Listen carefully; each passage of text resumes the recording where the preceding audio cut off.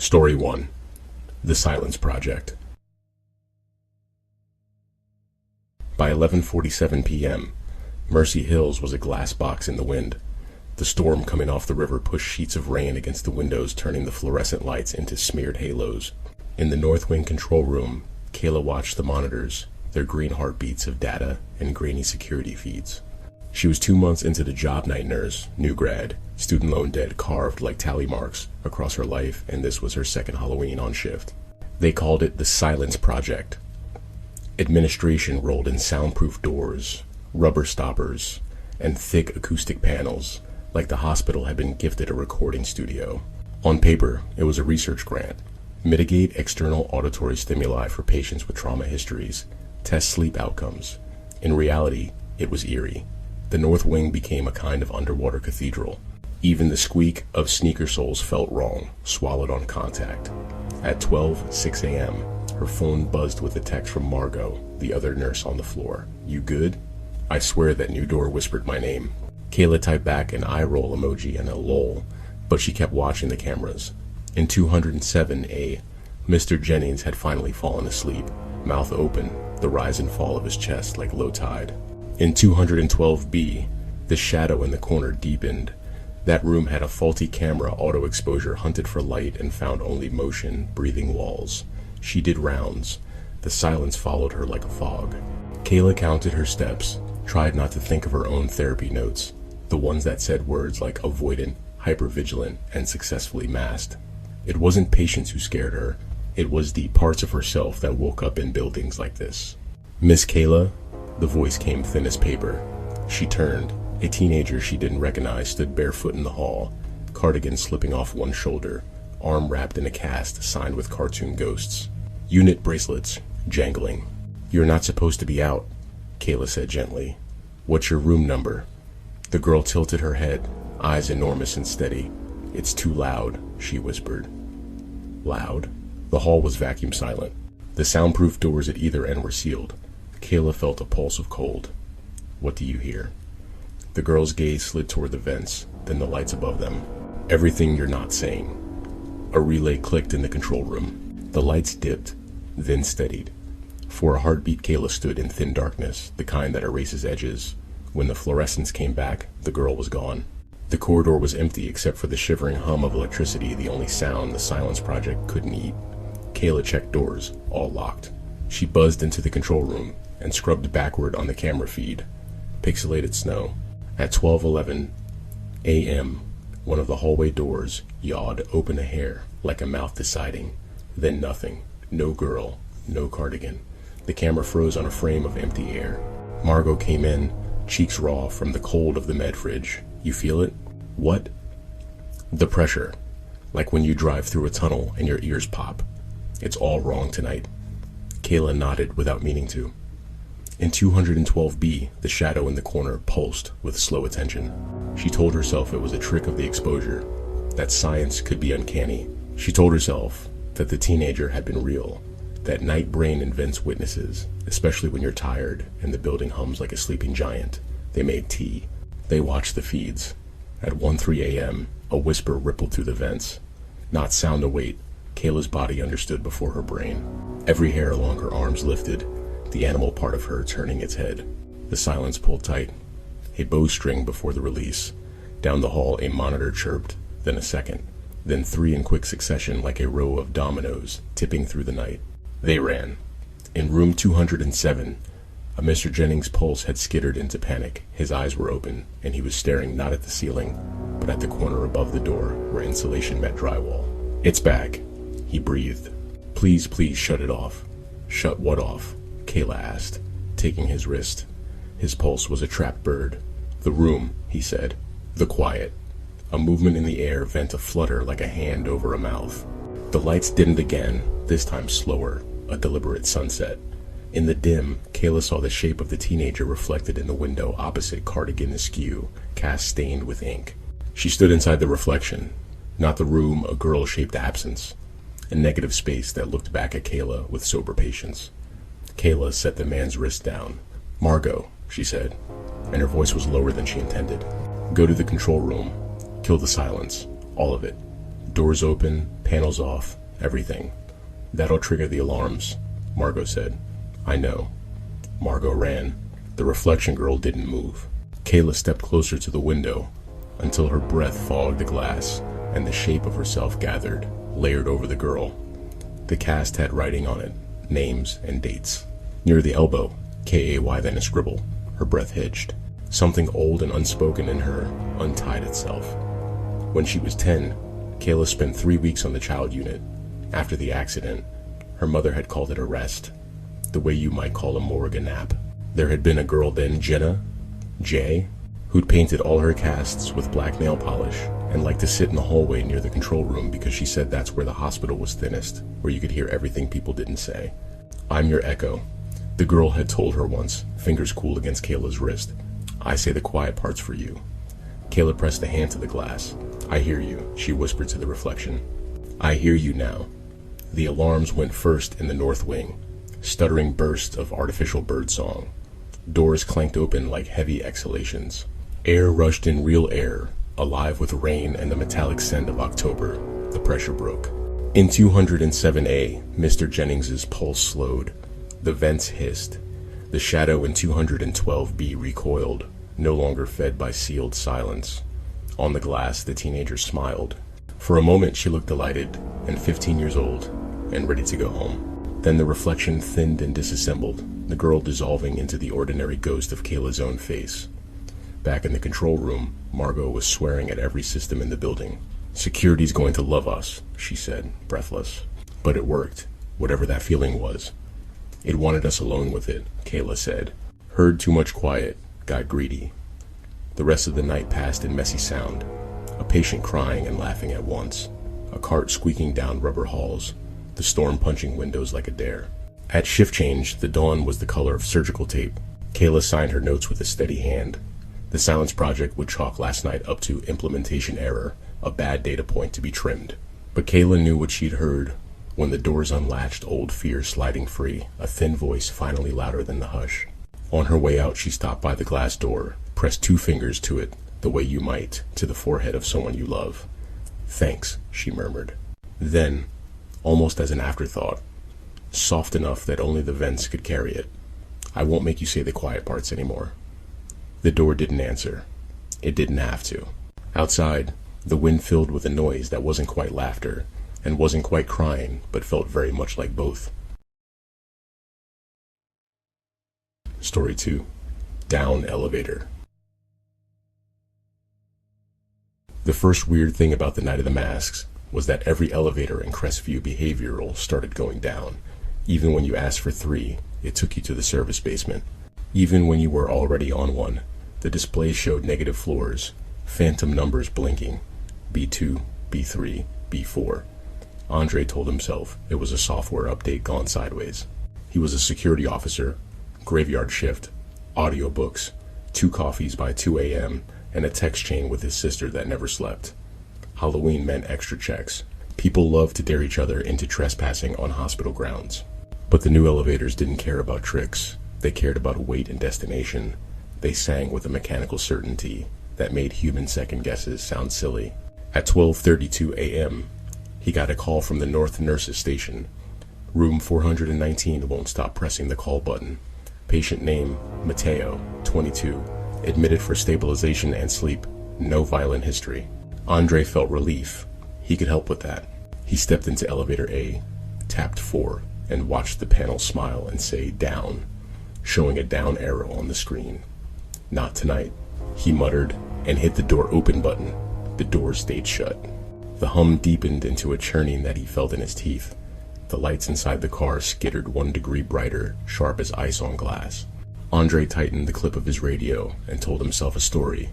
Old habit, about harbor patrol storms, about being young and broke, and closing his eyes against the panic when the boat dropped out beneath him. Ride it out, his captain had said. Trust the equipment. B2 was colder than he remembered. The service corridor had the industrial smell of damp cardboard and bleach, and something sweet like old fruit. At the far end stood a door that wasn't marked on any map. Metal, with a porthole the size of a dinner plate. Behind the glass was darkness until it wasn't. Andre didn't jump at noises. He was good at this job. but the feeling that someone had just moved through that darkness put hairs up on his neck like bristles. "Dispatch," he said into the radio. "Elevator A is malfunctioning. I'm at." He looked around. The signs posted for staff logistics had been stripped or never hung. "I'm at an unmarked corridor, lower service level. Advise." Static scrubbed his ear. Then a voice. "We see you, Andre." "Wait, who's we?" "Come to 4N." Mateos pressed that call button 19 times. The radio clicked dead. He moved. The corridor bent like a question mark, shuffling him to a narrow catwalk that overlooked an atrium of sorts, a hollow beneath the hospital, cranes of ductwork, a ribcage of beams. Down below, a stranger in a patient gown stood barefoot on a concrete floor. The gown was backward, open at a chest. A mask covered half his face, white plastic with hollow eyes. He looked up like he could feel Andre's gaze. Then he lifted his hand and pointed to a door beneath the catwalk. Another elevator, no panel, just a seam in the wall like a secret. "Not my job," Andre told the air. He made himself leave the catwalk, back to elevator A. He punched the 4 button a little harder. The car considered, then decided on the down arrow again. The ride was a slow descent. The display rolled past floors he'd never patrolled. B7, B8, then B9. When the doors opened, he stepped into a space lit like a high school gym after a dance. Streamers, no, wires, hung like vines. The air buzzed with copper. "Hello?" he called. "Hey," a voice said, plain and young. So close he had to turn. Mateo leaned against a concrete pillar, hoodie up, wrists wrapped with gauze the color of newspaper. He wasn't masked. He wasn't restrained. His hands shook, but his eyes were sharp. "Can you help?" he asked, like ordering coffee. "I've been trying," Andre said. "If you're down here, we need to get you back upstairs." "Upstairs keeps coming down," Mateo said and gestured.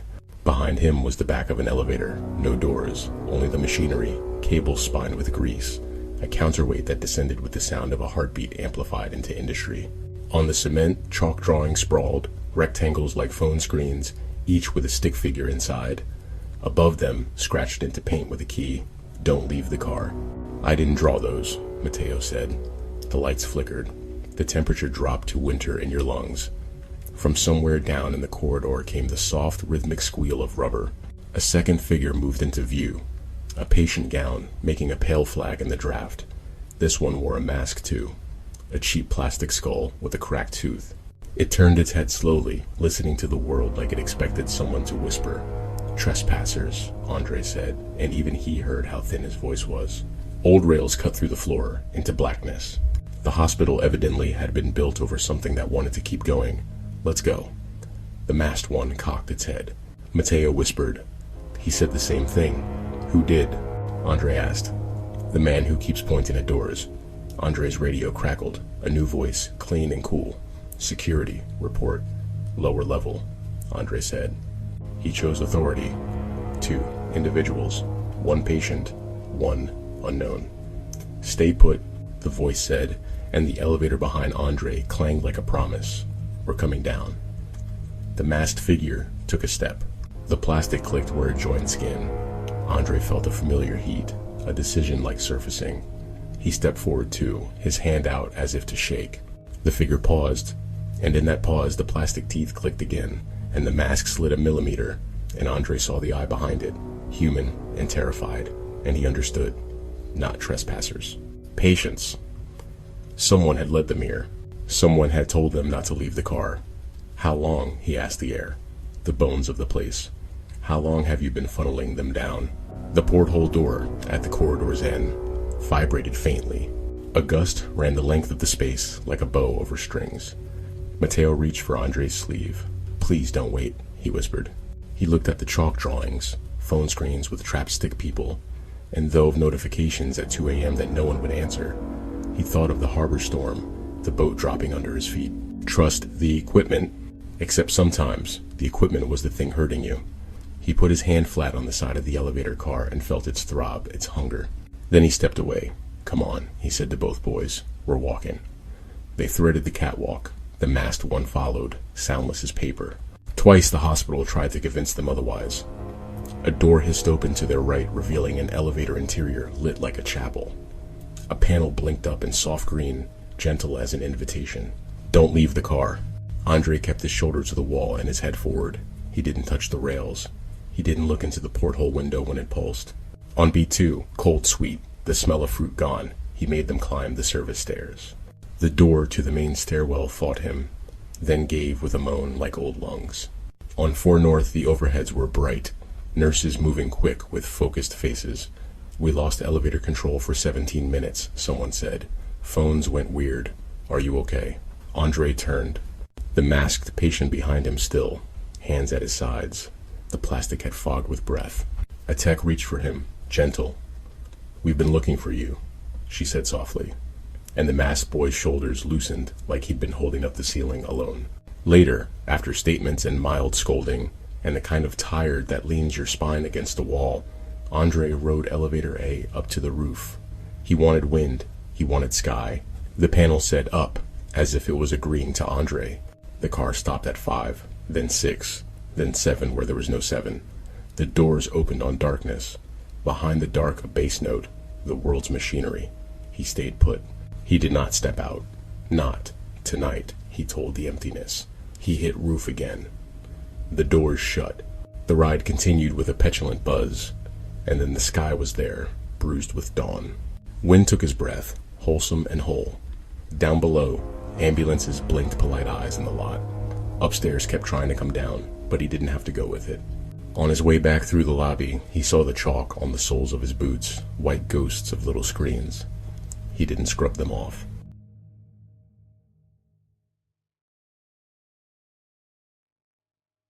Story 3. Live at Midnight. Chat.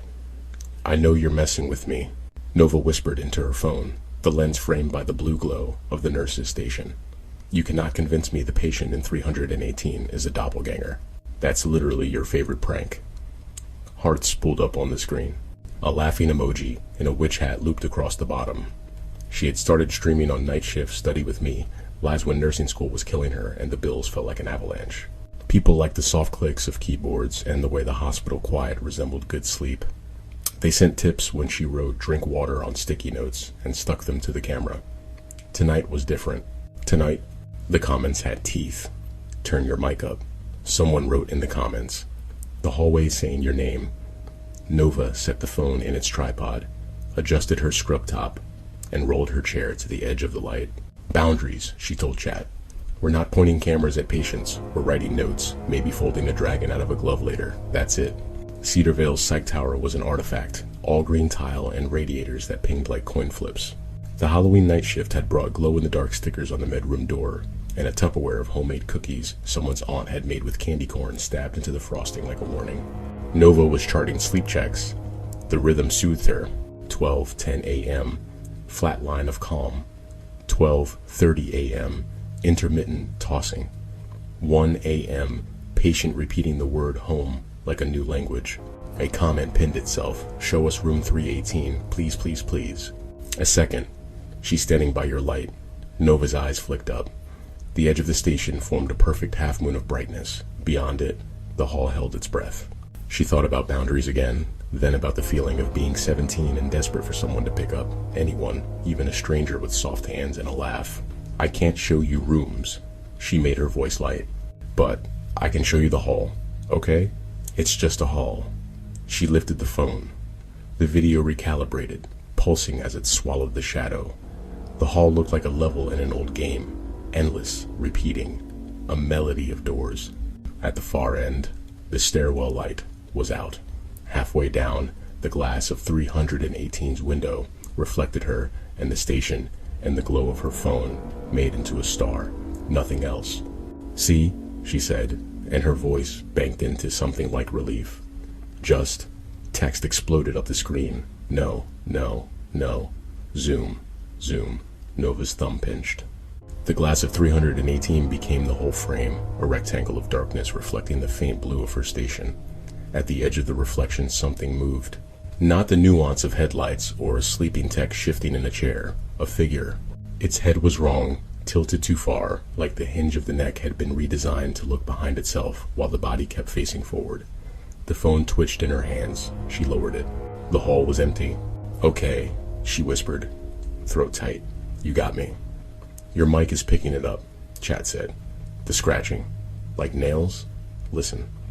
She pulled one earbud out. The building was a sleep machine. Vents, whispering, pipes, sighing. Also, yes, something like paper dragged over concrete. A persistent, dogged sound that made the nerves in her front teeth spark. It was coming from the dark end of the hall. Boundaries, she told herself again. The window indicated 15-minute checks. She could walk down, peek through, and come back with a joke. She took her badge and the little pen light she always forgot until the patient asked for water in a room with no light switches, and she walked the stretch that had turned into a tunnel on screen. The door to 318 had a tiny wreath someone had taped there at discharge once, too pretty to throw away. Paper moons, the edges going soft. Through the window she saw a bed neatly made and a chair in the corner, no one inside. She flicked the pen light. The beam landed on the opposite wall and paused over a phrase scratched into paint in tiny, neat letters. Stand where you are, and I will come to you. Her body made a decision without her. She stepped back. The scratching stopped. The silence surged in, a flood that left her knees light, her brain singing. From the stairwell end of the hall came the slow sound of someone ascending not for exercise, but because there was nowhere else to go. One step, wait, breath. One step, wait. The old doors sucked their springs tight. Nova caught the phone screen in the corner of her eye. Chat going feral in the best way. A river of nopes and do not, and I'm turning on the lights in my house. She should call security. She should call anyone at all. But she couldn't move, and the writing on the wall was a compass telling her to plant her feet. She stood. When the figure reached the last standing, she met it. It was her height, almost. It wore a hoodie and a pair of thrift store jeans and shoes she could have bought herself. Its head was tilted, yes, but not broken, listening to her, the way you learn your ear toward a whisper. Nova lifted the pen light, haloed the plastic mask, a generic face, genderless, shiny as a dollar store mirror. Where the eye hole should have been, there was only shallow impressions, smooth. She saw herself in it, small, blue-lid, brave, because she had to be. Hi, she said, because what else do you say to the thing that walks when you stand still? The figure lifted its hand. They were trapped with gauze, too neatly to be desperate. It beckoned, a small, economical gesture that felt like signing your own name. Nova's chest hurt. The sensation wasn't fear so much as recognition. Every night, Stream had been a beacon. Alone, people found it and typed together. Alone, people saw someone at a desk in a quiet place and believed the dark could be navigated, that nervous systems could be coaxed into sleep by the hum of refrigeration and the careful notation of other people's rest. No, Nova said softly. We're staying out here, in the light. She took one step backward. The figure matched her in reverse, maintaining the space like a careful dance. Another step. Another. Chat was losing its mind, sending little pixel dogs howling, sending money Nova would think about later. At the nurse's station, she held the penlight out like a small sundae. It warmed exactly nothing. Take it off, she said. It did. Not all at once. Fingers at the jawline found the seam, lifted. Beneath was a face, a real one, pale with the kind of hunger that doesn't end at the mouth. The eyes weren't empty. They were focused on the phone, on the tiny camera, on the hundreds and then thousands of small screens where people sat in the dark with their shoulders lifted to their ears. The figure leaned, not toward Nova, but toward the lens, and it smiled with quiet, human relief. In the space between one breath and the next, every sound in the building clarified. The radiators pinged, the vents sighed, someone sang in a shower 3 floors down, and Nova felt the wire that ran between all of it. A circuit made of attention. I found you, the person said. Their voice was hoarse. I found the crowd where people stay. Nova handed them water. She called a nurse. She tucked them into a chair and turned her phone around to face her again, to face the desk, showing chat paperwork and a candy corn graveyard while the doctor on call arrived. The comments slowed from panic to murmurs. A few deleted their pleas. She said, "We don't chase people into the dark, okay? We build a bright place and wait." In the morning, when she ended the stream, her hand shook. She put the penlight in her pocket. On the way home, she watched the sun turn the hospital windows into coins. She answered DMs from viewers who said they'd stood where they were too, and the night had come to them. And she believed, for the first time in days, that the audience she'd gathered was capable of saving one another, one quiet, relentless notification at a time.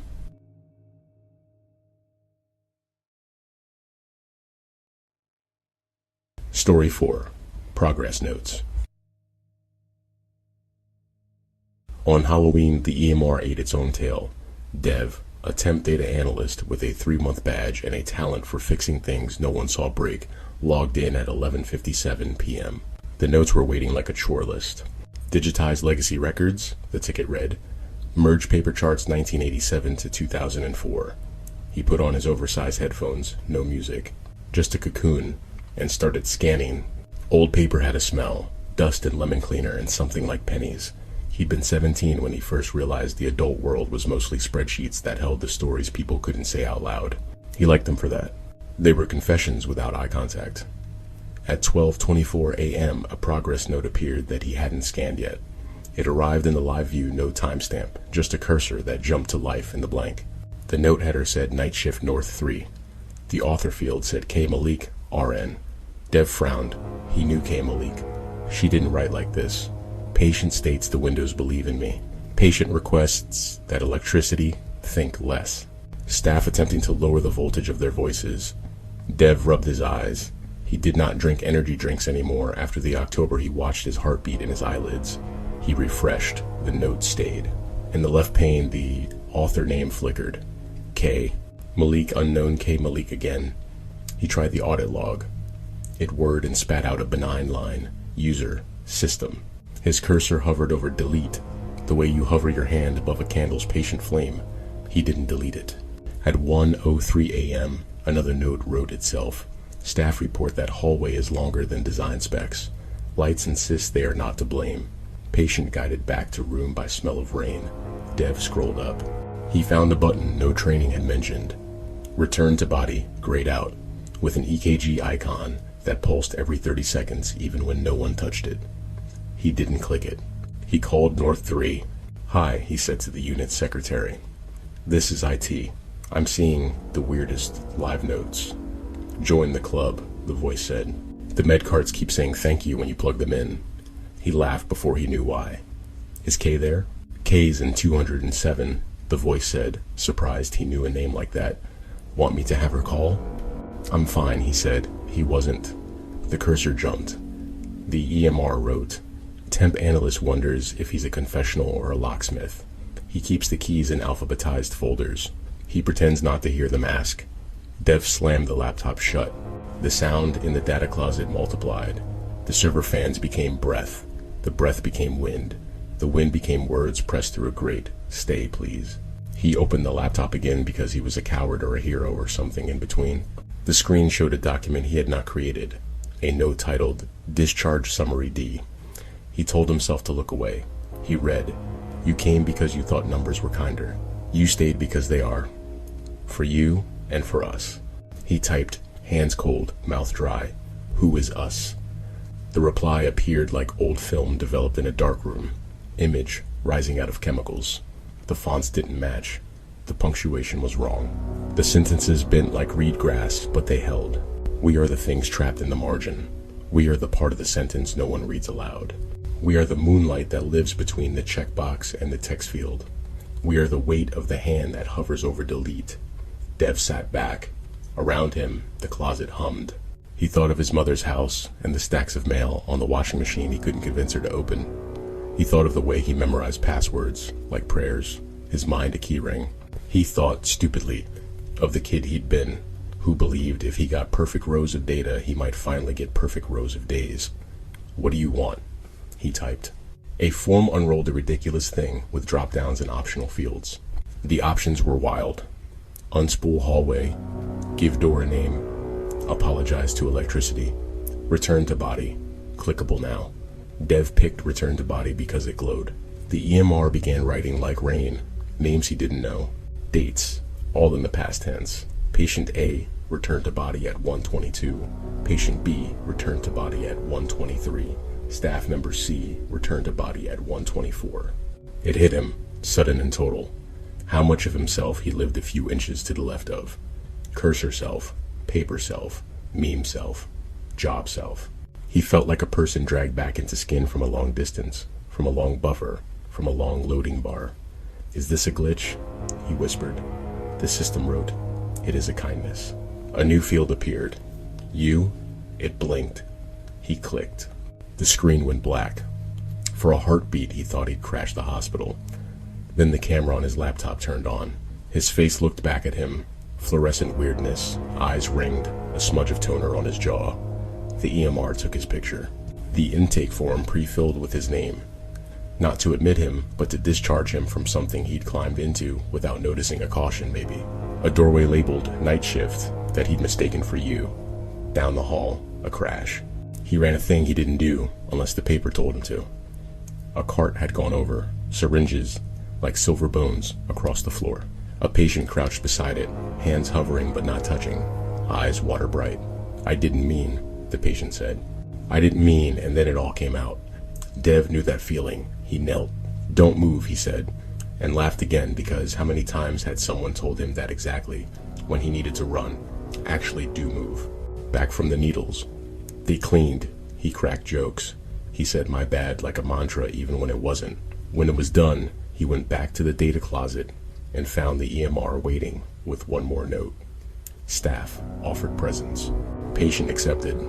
Electricity thinks you did fine. He left it. He did not delete any of it. That morning, he printed the return to body list, and there it was, his name among others, not because he'd been sick, but because he'd been somewhere else and needed a breadcrumb to get back. He folded the paper into a rectangle and slid it into his wallet behind an expired health insurance card he kept for no good reason. He thought he might check on Kay before he clocked out. He thought he might take the long hallway on purpose and count every step, just to honor the way it stretched when no one was looking. On his way out, he apologized to the med cart when he unplugged it. Out of habit, out of hope. It didn't say thank you, but the outlet felt warmer.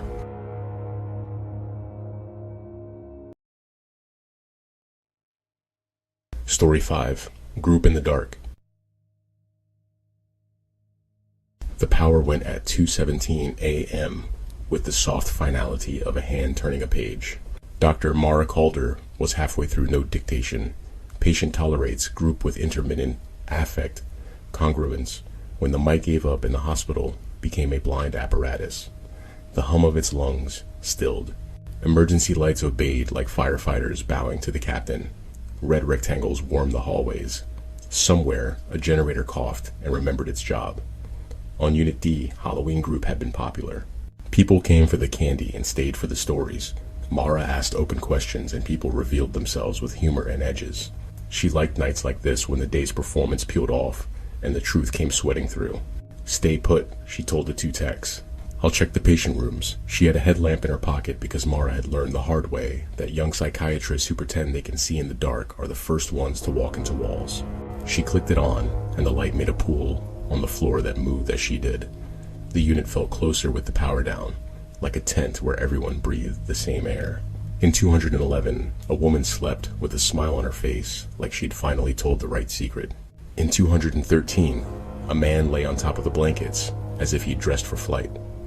At 2:26 a.m., the first voice came through the vent. "Is group still happening?" "Only if you come to my office," Mara said without thinking, then laughed at herself because she had said it to a duct. But footsteps answered. 1, then 3. The techs materialized with flashlights. Patients ghosted into the office doorway, wrapped in blankets like cloaks, faces bright with mischief and nerves. It wasn't against the rules to gather, it was against the rules to do it without documentation. But the power was down, and the generator was tired, and the night had a special dispensation clause for the kind of medicine you couldn't bill. They sat in a circle, formed from second-hand chairs, and stolen time. The headlamp drew a cool ellipse in the center like a moon. "Let's call it a blackout group," Mara said. "Name, favorite candy, and one true thing that's scaring you right now." One by one they obliged. "Mateo," said a young man with a hoodie and a shadow of sleep in his eyes. "Twix. I'm scared that if I sleep, I'll miss the person I'm supposed to become." "Kay," said a nurse who'd wandered in with a clipboard like a shield. "Kit Kat. I'm scared that the quiet has a spine, and I've been leaning against it too hard." "Nova," said a student nurse, shy, the beam of her phone lighting her face from below. "Those gummy bats? I'm scared my future is an audience I never get to meet." "Dev," said a temp with a toner on his jaw. Almond Joy, don't at me. I'm scared the records of me are more accurate than I am. They laughed at that, grateful to recognize themselves out loud. Others spoke with tender specificity. A woman confessed she was afraid her mother would forgive her, and she'd have to learn a new map. A man admitted he feared he'd lived too quietly, and no one would write his name anywhere it could be found. The building creaked. The storm pressed its face against the windows like a kid at a Halloween store. The generator coughed again, then purred. Mara asked her questions in the dark like she was planting seeds. What made you brave last time? Where does your courage live in your body? Who do you trust to sit next to you when the lights come back on? They were still talking when the first new patient arrived. Not admitted, arrived. The doorway filled with a figure in a hospital gown, backward, like a cape. A cheap plastic mask covered their face, skull blue, in the emergency light. No one moved. The figure stood and listened, the angle of the head inhuman only in its patience. The text rose a degree. Mara lifted a hand like a traffic cop for souls. Welcome, she said. The figure didn't answer. Behind the mask came the steam of breath. The person reached into the pocket of the gown and produced a folded paper, handed it to Mara with careful, almost fussy precision. She unfolded it. It was a discharge summary for someone not in the building anymore, dated 20 years earlier.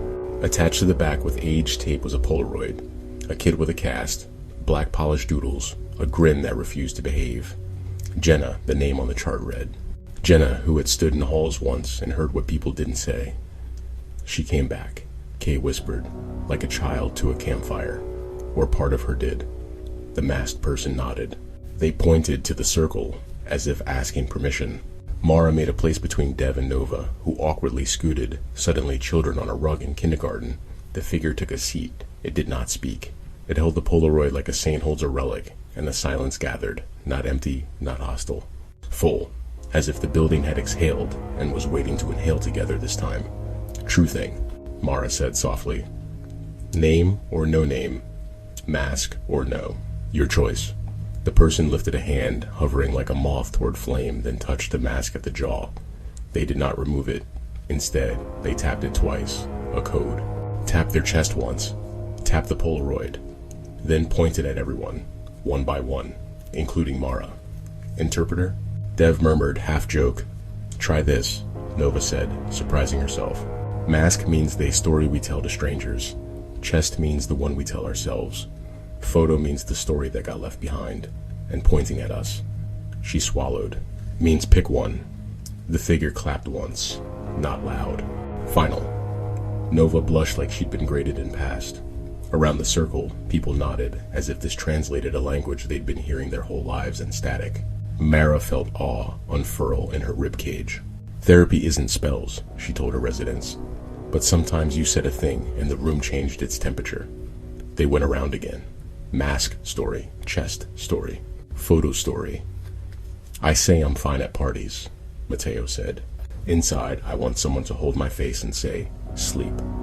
Behind me is a kid who skipped funerals and called it maturity. Kay said, I say I like night shift. Inside, I like night shift. Behind me is a little girl who hid in the hall because the control room glowed.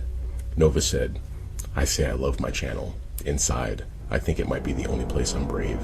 Behind me is a hallway I was supposed to run down and didn't, and I'm glad. Dev said, I say it's just data. Inside, it's a church. Behind me is a ledger of apologies I owe to machines because I turned them into friends. The masked person pressed the Polaroid to their chest and rocked once, as if comforting a memory.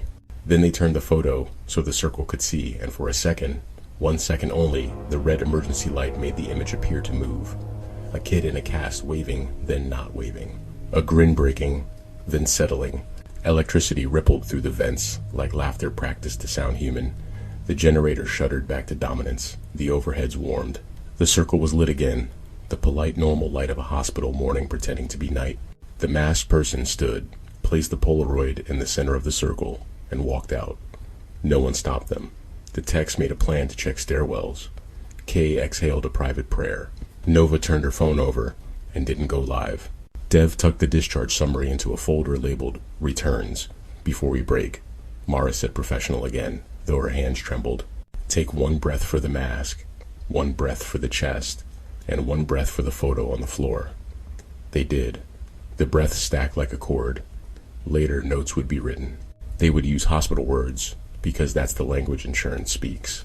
But the night would be what it was, a group in the dark that let the building say, "I'm here too." A masked person who returned a relic. A circle that agreed, silently, to be one another's generator. When Mara finally dictated her summary, the mic back to Green, she said something no attending had told her she could. Patients and staff tolerated blackout with unexpected communion. Affect, congruent, shimmering. Plan, cultivate voltage of voices, discourage heroics, endorse sitting in circles when haunted. She stopped the recording before she added, "And if the power goes next Halloween, we will leave a chair empty in case she wants to join us again."